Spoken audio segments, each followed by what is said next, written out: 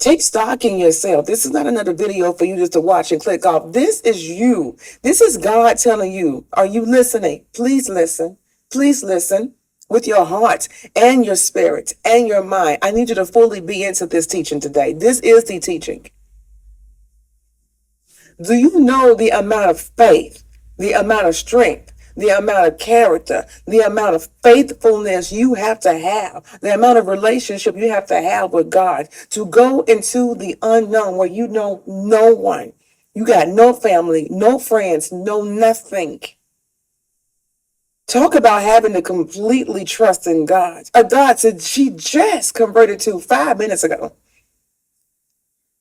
So she converted 3 days before she even hit Judah. And what you need to understand is this, because Israelites are doing it today, very prejudiced. We Israelites, we're very prejudiced. How dare we be prejudiced when God Almighty told us in Exodus, do not be prejudiced against your foreigners, because you, our ancestors, we were foreigners in Egypt, the land of our captivity.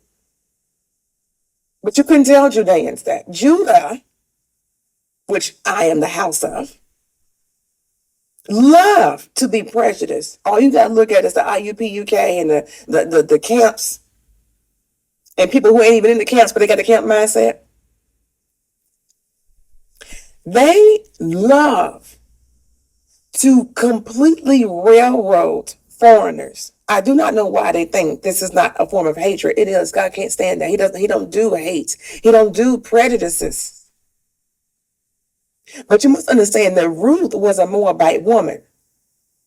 Do you not realize the hate and the slack that she got when she crossed that border into Judah? And you'll see that in the coming scriptures. I'm going to talk about it.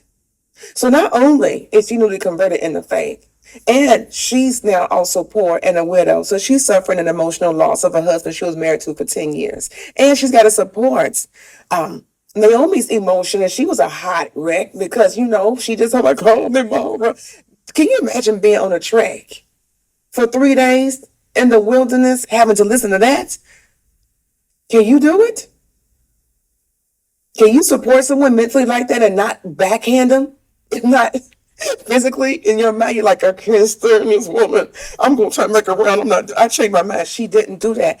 Ruth stayed on her throne. She never let Naomi down. Not once did the Bible record that Ruth reneged on her promise. In her heart, she stayed